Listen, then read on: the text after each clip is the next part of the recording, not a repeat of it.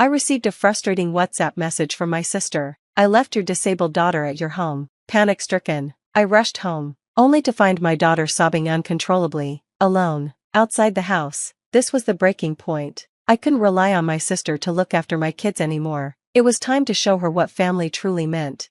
My name is Amanda. I'm 43 years old and have a passion for baking. Ever since I was a kid, I've loved experimenting in the kitchen. You'd think I'd be a master by now, right? And, well, not to brag, but I am, mostly. Except for chiffon cakes. My kids love to tease me about those. Mom, your chiffon cake's so dry. Don't worry, we'll help you next time. But when it comes to muffins, I'm a star. My kids' friends often gush, we wish you were our mom. My own kids just give me smug looks, as if to say, yep, that's our mom. These little moments of banter and joy make family life so special, or so I thought. But my sister Kathy's idea of family was vastly different. This story begins a few years ago, during spring vacation, when my family visited my parents' home. We were casually watching TV when Kathy blurted out, "Lately, there are so many kids with developmental disabilities. I wonder why." Her comment was as out of place as it was jarring. The TV wasn't even discussing disabilities. Everyone, including my mom and husband, turned to her, puzzled. "What's with the sudden comment?" I asked. "A colleague's child was recently diagnosed with a developmental disability," she replied. "Apparently, kids who are restless or struggle academically might fall into that category. I don't know much about it, but honestly, I think Sarah might have one too." I was stunned. Sarah is Kathy's daughter, my niece. She'd always seemed like a perfectly normal child to me. "Why would you think that?" I asked, trying to stay calm. "Well, compared to Ken, she's not as smart. Her language skills are underdeveloped. It's like she has a poor memory or something," Kathy insisted. Mom, my husband, and I exchanged uneasy glances. None of us were experts on developmental disabilities, but nothing about Sarah had ever struck us as unusual. Kathy, however, seemed fixated. "You just don't get it, Amanda," she said, frustrated. "I've been researching developmental disabilities. I know what I'm talking about." At the time, we brushed it off, assuming Kathy would consult a doctor if she was truly concerned. But by the time summer rolled around, her tone had shifted alarmingly. "I knew it. Sarah does have a developmental disability," Kathy declared during another family gathering. Her voice carried an unsettling note of triumph, as though she'd just solved a mystery. "Did you take her to a doctor?" Mom asked, concerned. "No, I didn't need to. I have proof," Kathy said smugly. "Proof?" Mom frowned. "Stop talking like she's some kind of criminal." But Kathy pressed on. "Sarah starts elementary school next year, and she still can't write the alphabet. She's in kindergarten, that's perfectly normal," I said. "Even my daughter, who's already in school, struggles with some letters." "Well, that's because your daughter takes after you," Kathy shot back, a smug smile on her face. Her husband Tim chimed in. "Maybe your daughter has a developmental disability too. Like mother, like daughter." Anger flared in me, but I held it back. Kids develop at their own pace. There's no need to rush, I said firmly. But Kathy wouldn't hear it. "Ken could write the alphabet ages ago," she insisted, comparing Sarah to her older brother, who'd always been exceptionally bright. "Ken is 3 years older," I pointed out. "It's unfair to compare them." Tim scoffed. "Well, from a medical perspective, Sarah clearly has a developmental disability." I stared at him, dumbfounded. "Medical perspective? Tim, you're not a doctor." It was clear Kathy and Tim had convinced themselves that Sarah was deficient simply because she wasn't meeting the impossibly high standards they'd set for Ken. It wasn't just frustrating, it was heartbreaking. "I always say my siblings graduated from a national university, so I'm smart." Tim's words still echoed in my mind. As ridiculous as they were, he often boasted about his intelligence, using his siblings' accomplishments as if they were his own. For the record, Tim himself graduated from a private university, and not even by choice. He had failed the National University Entrance Exam after ignoring his teacher's advice not to take it. Now, he manages a supermarket, yet insists he's just as brilliant as his siblings. If you're thinking, what is he even talking about? You're not alone. I later learned that Tim was something of an outcast within his own family, which perhaps explained his need to constantly prove himself. But his behavior didn't just stop at self-aggrandizement, it extended into how he and Kathy treated their daughter, Sarah. One day, my husband Mike cautiously suggested, maybe a professional should evaluate Sarah. It could help clear things up. "Oh, I've already consulted professionals, Kathy replied quickly. For a moment, silence fell, and a collective question mark seemed to hang in the air. What do you mean by professionals? Mike asked. Well, I've watched health programs on TV, Kathy said matter-of-factly. Their observations matched Sarah's symptoms exactly, so it must be accurate. We all sighed in exasperation. Tim chimed in, backing Kathy up. Yes, those specials are very informative. A colleague of mine saw one, took their child to the doctor, and the diagnosis matched perfectly. It's serious stuff. Mom finally had enough. TV is just TV. Stop using it as your source for medical advice. If you're truly worried, take Sarah to a real doctor. Stay out of our parenting, Kathy snapped, her voice sharp. You're all so ignorant.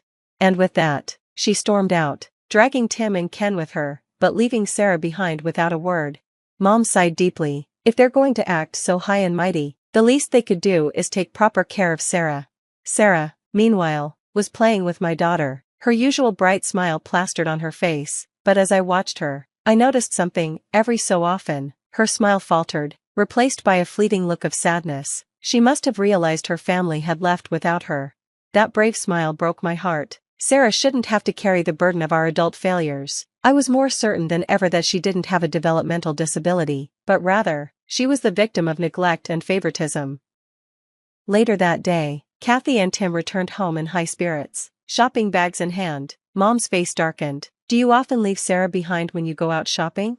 It's just leaving her at home. What's the problem? Kathy shrugged. The problem is, you don't leave Ken behind. Why treat Sarah differently? She doesn't listen, so we're teaching her discipline, Kathy argued. Discipline her if you must, but don't just abandon her without explanation. That's cruel, Mom countered. Tim jumped in defensively. We provide her with proper meals and a good education. Why do you keep criticizing us? That's the bare minimum for parenting, I said sharply. You act like it's some grand favor. This is a family matter. Stay out of it. Amanda, Tim snapped. Sarah is my family too, I shot back. She's my niece. If she's being mistreated, I won't stay silent. My words seemed to hit a nerve. Kathy and Tim avoided my gaze, but their silence spoke volumes. If you suspect Sarah has a developmental disability, leaving her alone is even more irresponsible, Mike added. That's why we're teaching her to stay home alone. Kathy slammed her hand on the table. The argument dragged on for hours, going nowhere. Eventually, Kathy and Tim left early the next morning, cutting their visit short. Their favoritism towards Ken was painfully obvious throughout their stay. At meals, if Ken's favorite shrimp was served, Kathy and Tim would give him extra portions, even taking from Sarah's plate. Sarah, clearly used to this treatment, never protested. Instead, she simply complied, a resigned look on her face. The same pattern repeated itself in other ways. Promises of new toys and games were made to Ken, while Sarah was ignored. All family conversations revolved around Ken's achievements, leaving Sarah to sit quietly on the sidelines. It was heartbreaking to witness. One day, Kathy showed up unannounced with Sarah. Can you take care of her just for today? She asked. Even Sarah seemed confused by the sudden request. She glanced at me and said softly, I could just play in the park instead. Without asking too many questions, we agreed to look after her. When Kathy returned later that evening, she seemed apologetic. Thanks for watching, Sarah, she said. Why the short notice? I asked. Oh, Ken had friends over. Their moms are all doctors and lawyers. You know, it'd be awkward to have Sarah around. I was stunned. You're ashamed of your own daughter? She doesn't fit in with those families. What can I do? Kathy said with a laugh, as if it were a joke. That's no excuse, I said firmly. Whether Sarah has a disability or not, she's your daughter. You should be her biggest supporter, not her biggest critic. Kathy's smile vanished. You've only raised one child. Don't lecture me. With that, she yanked Sarah by the arm and left. These patterns continued. Kathy and Tim would leave Sarah with us, often for long periods, while they took Ken on elaborate outings. They showed up late to pick her up, offered no apologies, and acted like nothing was wrong. Their actions only reinforced my determination to step in. Sarah deserved better than the hand she'd been dealt, and I was going to do everything in my power to ensure she got it. I told you to call before coming over, didn't I? And why didn't you stick to the agreed time? My tone was sharper than usual, even in front of Sarah. I couldn't help it, I was furious. Oh, don't be so picky, Kathy replied nonchalantly. We're here to pick her up, aren't we? That's a given, I snapped. But you can't just drop her off carelessly without proper planning. What's with you lately? Always so irritated, is it menopause? Kathy quipped with a smirk. Tim burst into loud laughter, finding her remark hilarious. I clenched my fists, struggling to keep calm. You two are unbelievable. I keep repeating myself, you need to rethink how you're raising your kids. We are thinking about it, Kathy shot back. That's why Ken is involved in so many activities. Unlike your daughter, who doesn't do anything. We respect our daughter's wishes, because she said she didn't want to participate in those things. Well, we're respecting Ken's wishes, too. Isn't that right, Ken? Kathy turned to him. Ken nodded weakly, his forced smile betraying his true feelings. See? Kathy said triumphantly. Even Ken agrees.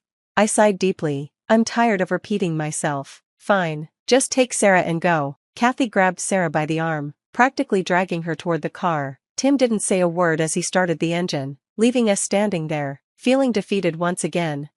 The next day, I was out shopping when I received a text from Kathy. Hey Amanda, you love Sarah, right? Confused, I replied, of course I do. She's my niece. Why are you asking this? Her response left me stunned. Great. Perfect. Consider her your daughter now. I left her at your doorstep. I didn't see anyone home, so you should hurry back. She might be crying alone. I froze in the middle of the store, rereading her message in disbelief. Was this some kind of joke? I called her immediately, but her phone was off. Panic set in. I abandoned my cart and rushed home.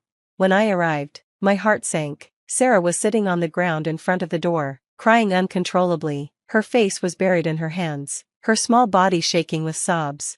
Sarah, I ran to her and pulled her into a hug. She clung to me tightly, tears soaking my shoulder. It's okay, sweetheart, I'm here. It was clear what had happened. Even without asking, Kathy had abandoned her. Calls to Kathy and Tim's phones went unanswered. They had deliberately cut off contact. Through her tears, Sarah whispered, Auntie, I didn't want to be left like that. I held her close, my anger toward Kathy and Tim boiling over. How could they be so cruel? Right then and there, I made a promise to Sarah, and to myself, I would protect her. She didn't deserve this. Within a week, my husband, mother-in-law, and I went to Kathy's house to confront them. We brought along legal paperwork to formalize Sarah's adoption. Our plan was clear, Sarah would become our daughter. To our surprise, Kathy and Tim agreed without much resistance. Less burden for us, Kathy said with a dismissive shrug as she signed the papers. Her lack of remorse infuriated me, but I held my tongue. Sarah's well-being was my only priority. 3 months later, Kathy showed up at our house unexpectedly. We want Sarah back, she said, as if the past few months had never happened. What are you talking about? I asked, incredulous. She's a genius, Kathy exclaimed. I just found out she won an art contest. Her painting was displayed at the bank. We didn't even know she liked to draw. I couldn't help but laugh at the irony. Of course you didn't know, because you never paid attention to her. That contest? I submitted her artwork myself. Her preschool has been encouraging you to nurture her talents for years, but you ignored them. Kathy's face flushed with embarrassment. Well, it doesn't matter now, just give her back. I shook my head. It's not that simple. The adoption is finalized. Sarah is our daughter now, but if she wants to go back to you, I won't stop her. She'll choose me, Kathy said smugly. Watch. I called Sarah into the room. When she saw Kathy, she hesitated, then clung to me. Mama, she said softly, a name she'd started using to combine mom and auntie. Kathy reached for her, but Ken stepped in front of his mother protectively. Ken, what are you doing here? Don't you have lessons? Kathy demanded. Ken's voice trembled as he replied, I don't want to go to lessons anymore. I hate them. I hate everything you make me do. Kathy tried to scold him, but I stopped her. Don't you get it? Your children don't want what you're forcing on them. You've been so focused on appearances and achievements that you've completely ignored their happiness. Kathy stood there, speechless. Just go home, I said firmly. You've lost the right to call yourself their mother. In the years that followed, our family dynamic flourished. Sarah, Ken, and our daughter grew close, forming a bond stronger than I could have imagined. Ken moved in with my mother, and Sarah thrived in our home, pursuing her passion for art. Though the road was challenging, it was worth every step. Our two-family household was filled with love, laughter, and the joy of watching the kids grow into their unique talents. Kathy and Tim, meanwhile, drifted into isolation, burdened by the consequences of their selfishness. Our lives weren't perfect, but they were rich with the one thing that mattered most, family.